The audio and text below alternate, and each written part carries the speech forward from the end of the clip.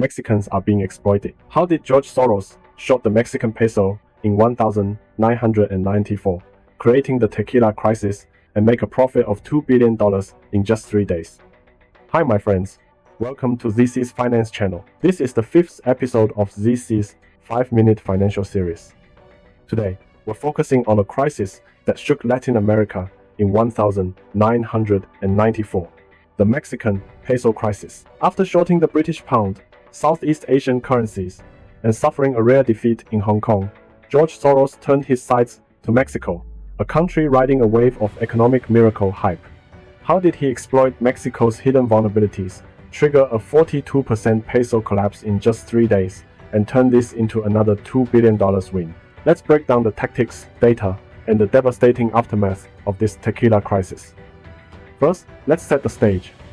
By the early 1990, Mexico was hailed as a model for emerging markets. It joined the NAFTA in 1994, attracted $91 billion in foreign capital between 1990 and 1993, and kept the peso pegged tightly to the US dollar around 3.4 pesos USD. But beneath the surface, cracks were spreading. 80% of incoming capital was short-term speculative money, not long-term direct investment. Its current account deficit ballooned, and the government owed $28 billion in dollar-denominated short-term bonds, called tesobonos, a ticking time bomb. Worst of all, Mexico's forex reserves, which stood at $28 billion at the start of 1994, were draining fast amid political unrest, including 2 high-profile assassinations. Soros saw this as an open invitation. Phase 1, the setup, targeting Mexico's 3 fatal flaws, early mid-1994. Soros didn't rush in. He first mapped Mexico's weakest points. 1. Overvalued peso trap. The peg exchange rate made Mexican exports 30% more expensive than U.S. goods, widening the trade deficit to 8% of GDP by 1994. This meant Mexico relied on constant foreign capital inflows to stay afloat.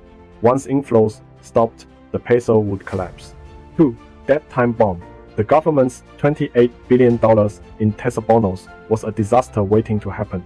These bonds promised peso repayments linked to the dollar. If the peso fell, Mexico's repayment costs would skyrocket.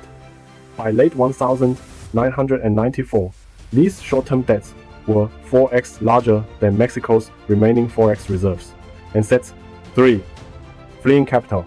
When the US started raising interest rates in February 1994, adding 250 basis points that year, Mexican assets suddenly looked less attractive. Speculators, including Soros, began pulling money out. Mexico lost $64 billion in reserves in just 1 week that summer and paid.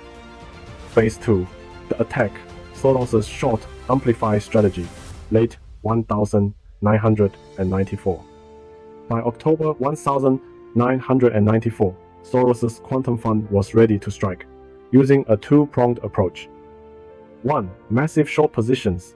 He borrowed billions of pesos via futures and options markets, then sold them for dollars. Unlike his Hong Kong attack, this was simpler. Mexico's capital account was fully open, so money could flow out freely. Reports later estimated Soros' short bets reached $10 billion, making him the largest single speculator in the market. Seconds. 2. Panic induction. Soros found leaked reports questioning Mexico's ability to repay its tesobonos. This triggered a stampede. Foreign investors sold $75 billion in Mexican stocks and bonds, the total foreign investment in Mexico's stock market at the time. By December 15, Mexico's reserves were down to just $6 billion, barely enough to cover 2 weeks of imports. Phase 3, the collapse. 72 hours that broke Mexico. December 1922, 1994. The crisis erupted in 3 brutal days. 1. December 19, Mexico's new government, desperate to save reserves, announced a 15% peso devaluation. But this only confirmed speculators' fears. Soros and others accelerated selling. 2. December 2021, the peso plummeted 42% in 48 hours. from 3.4 to 5.8 pesos USD.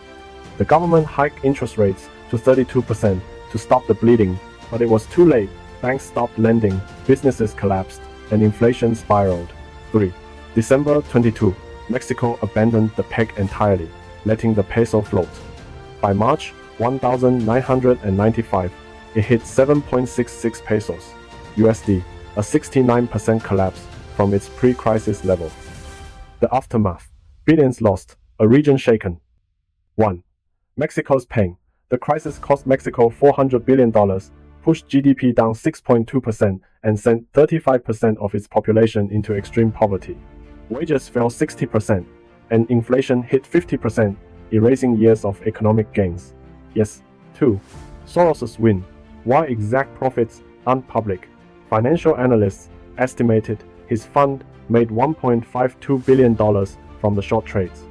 Unlike his Hong Kong loss, this was a textbook execution of his reflexivity theory, spotting how a small devaluation could trigger a self-reinforcing collapse. 3. Global rescue.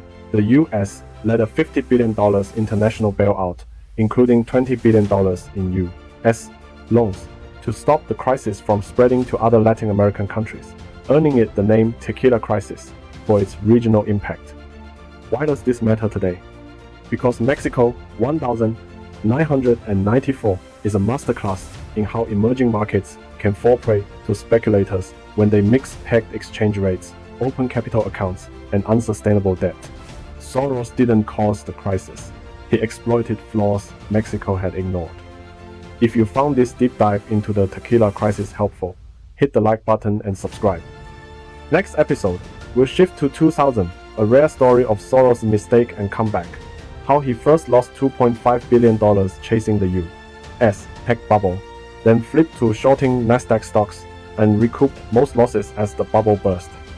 Don't miss this insight. Look at the trader's battle with Market Mania. Subscribe now to stay tuned.